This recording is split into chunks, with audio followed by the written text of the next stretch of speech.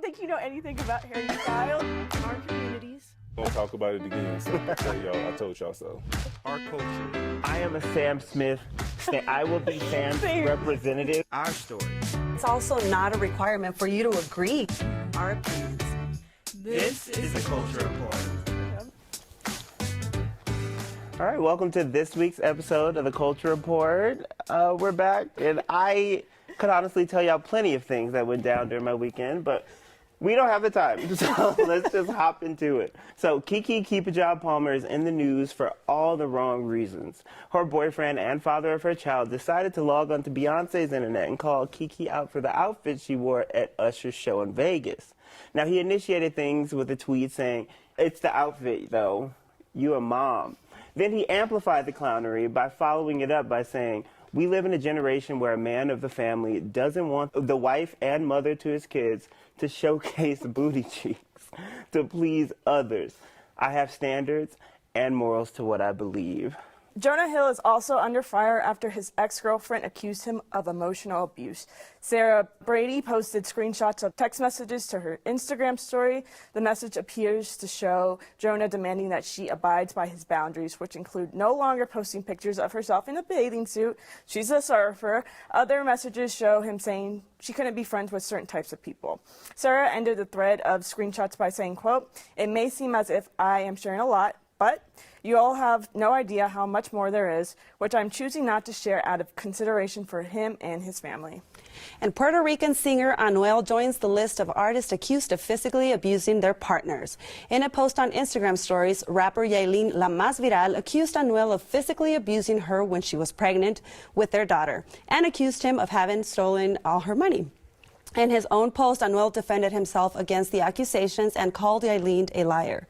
This came a few days after another heated social media exchange between the ex-couple when Anuel published a photo of their daughter without Yailin's permission. So Yailin's sister did come out and say that it was not true.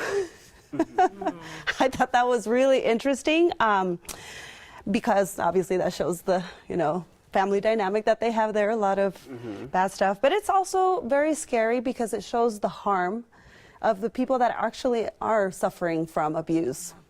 Absolutely. Definitely not anything to lie about. Of course, we always say here, we'll believe them until, we get evidence, things are proven, and things like that. This is a very sticky situation, so I don't really want to comment on it too much. But if it is true that he did abuse her, then I don't know what these men are thinking. I really don't know what's going on. They really think they have ownership over these women, whether it's physical abuse or emotional abuse, like we saw in the Jonah Hill situation. The Jonah Hill situation is crazy. Jonah hasn't come out and said anything, but recently one of the girls from Zoe 101, one of the ex-cast members, also came out and said that Jonah abused her, tried to kiss her when she was 16 and he was 24. So there's also other allegations coming out about Jonah now. So, but guys, what do we think though about boundaries and rules when you're in a relationship? Well, Jonah's boundary, his were if you have to post pictures in a bathing suit, if you need to be a model, or if you need to stay out late, if you need to have male friends, don't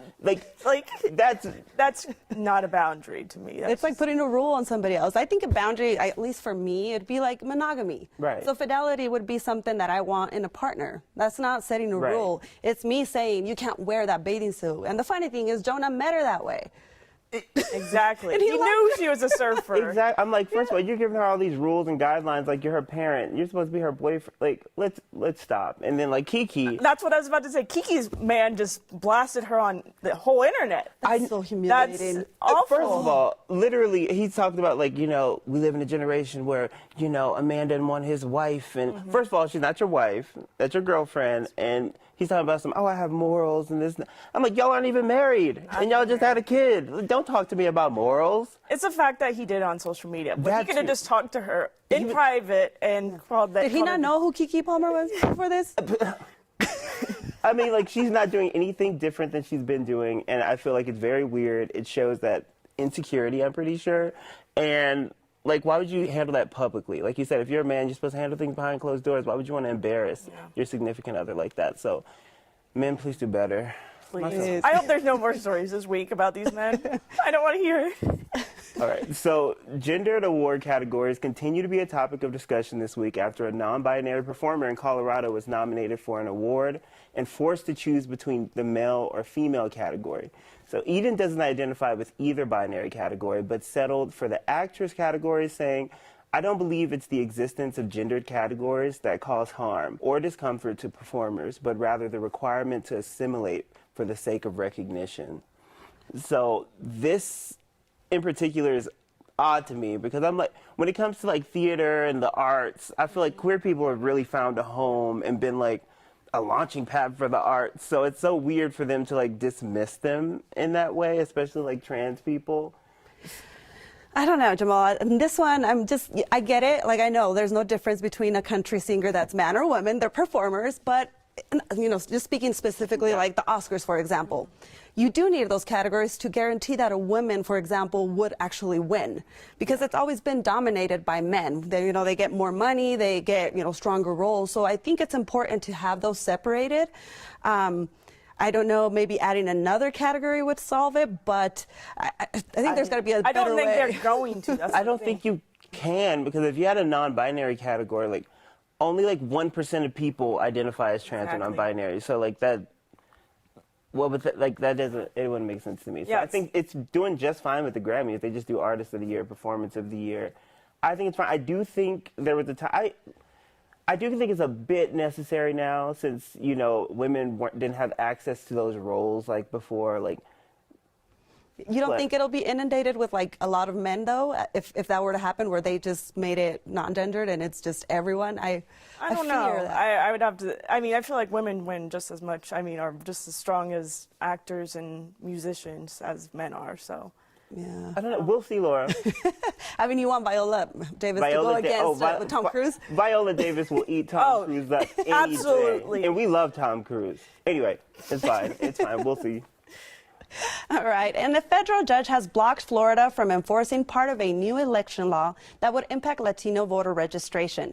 The ACLU and other organizations filed lawsuits against SB 7050, which would impose fines of $50,000 on organizations using non-citizens, even those with legal residency, to collect or handle voter registration forms on behalf of the organizations. Voting and immigrant rights advocates said the move was an attempt to suppress voters of color and underrepresented communities, as they say this group is more likely to be registered to vote by community-based organizations than white voters.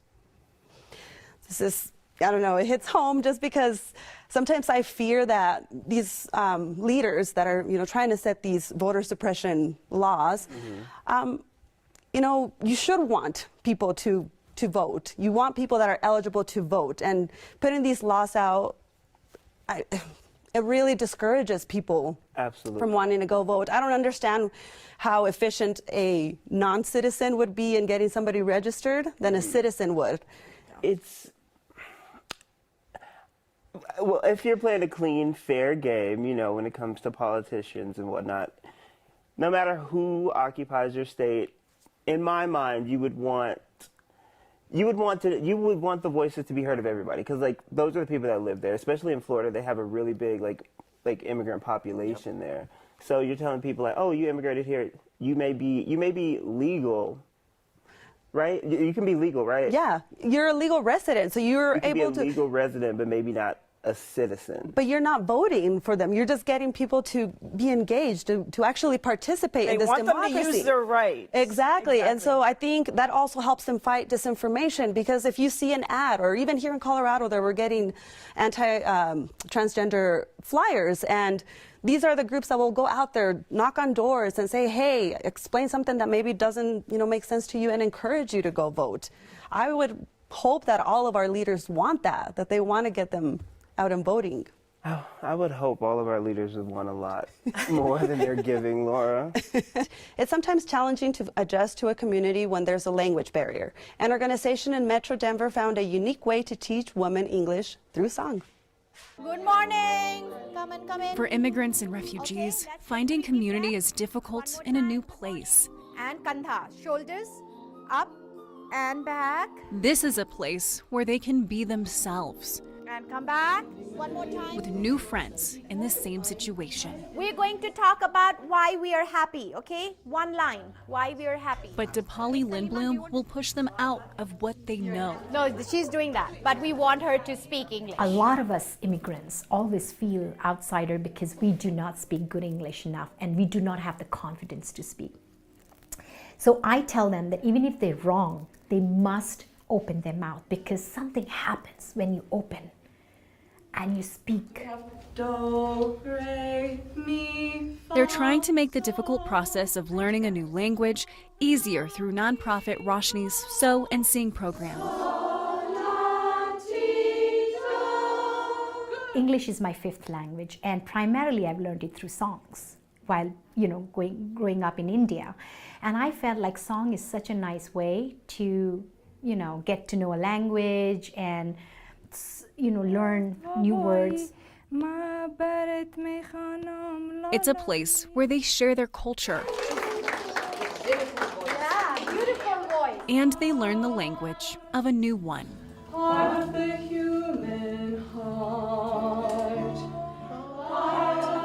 It gives me positive energy, and I love it, learning English more better. Suhaila wants to learn English as much as sewing. I want it to be very, very nice dress, but I'm not seeing the America. It's very good dress for me. That's why I wanted to make a very good style for myself. And Dipali hopes they learn more than just skills as they transition to a new life. Not only you're learning a language, you're also building the confidence to speak. And that confidence not just stays with language, it goes into other spheres of your life.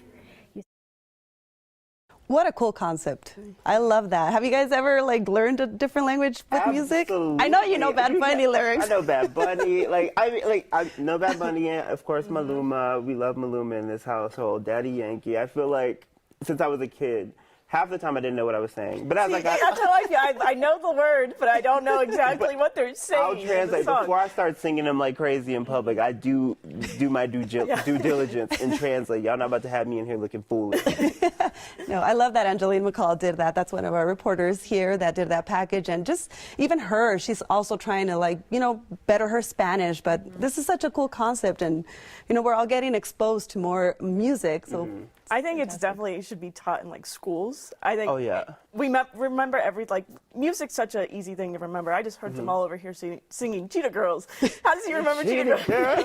Cheetah Sister. So just it's something that would really help teaching language. I remember De Colores in my music class when I was a kid. I was like, wait, all these kids that don't speak Spanish are singing it too. So when I took Mandarin, that was a big part of how she would teach us Chinese, because we would do it through song. So. Yeah, absolutely. I think music transcends culture, race, ethnicity, all those things. So, sing. Yes, sing. Right, last week we discussed a few Supreme Court rulings that would impact marginalized communities. One of which was the court's decision to strike down President Biden's student loan forgiveness plan. Well, a viewer reached out and questioned, if the forum is for underrepresented groups, how is this relevant?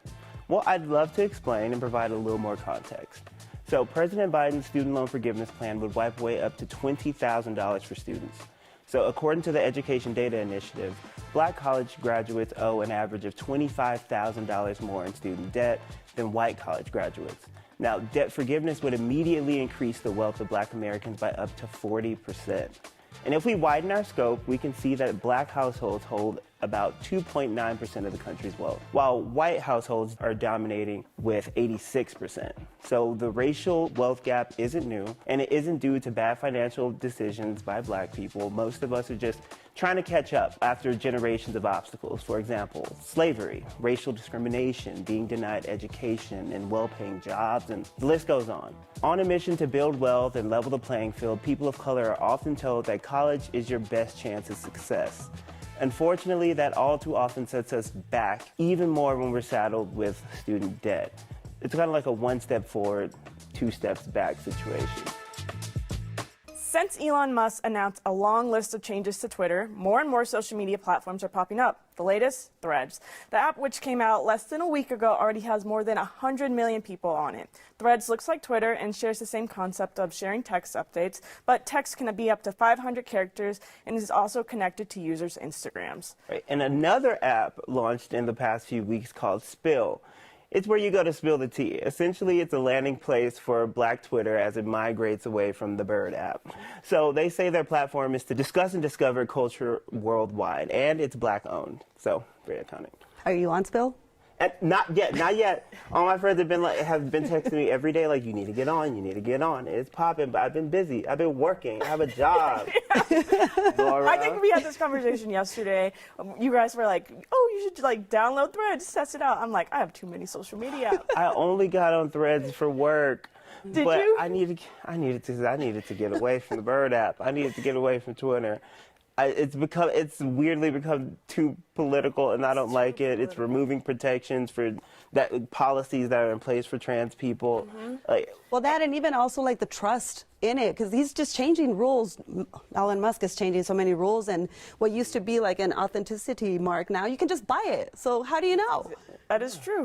Anyone can buy it. When I'm on social media, I'm there to either get information or just have a good time. I don't have time for all of this. You post something, if your Twitter's not private, people will come after you if you tweet something wrong that they don't like. It's kind of like Facebook.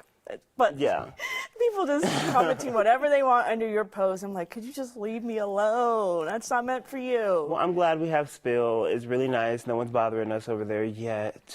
And hopefully they won't. Don't. Please don't. Don't come. We're having a good time. Yeah.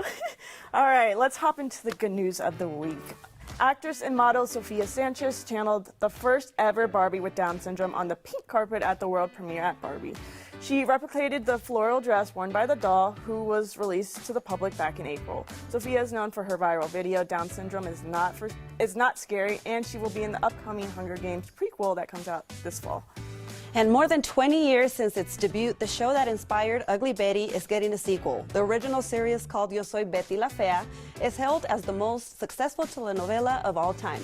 Fans can rejoice as the original Colombian stars will play their iconic roles and will once again get to hear the laugh of Beatriz Pinzón Solano. Betty la Fea is set to debut on Amazon Prime Video in 2024. All right, and Denver City Parks just dedicated a trail to Winston Walker in Jefferson County. Winston has an incredible legacy of helping people discover outdoors in the Denver area for over 40 years, especially Black women. Very iconic. And for Barbie, I already have plans. I will be there. You know, I don't play about my movies. I already bought a subscription so I can see it a few times. Are you wearing your pink outfit? I don't own anything pink. Oh my gosh, you can't see Barbie without wearing pink. I know. I need to go shopping. Pink's my favorite color. I love that. I'm so excited. I've never seen you wear Yeah, pink. Wear pink. Oh, no. Maybe not to work, but I wear it. It's my favorite color. It's so happy. Calm down. All right, guys, thanks for joining this week's Culture Report. We'll be back to continue the conversation next Thursday right here on our free 90s Plus app and 9news.com.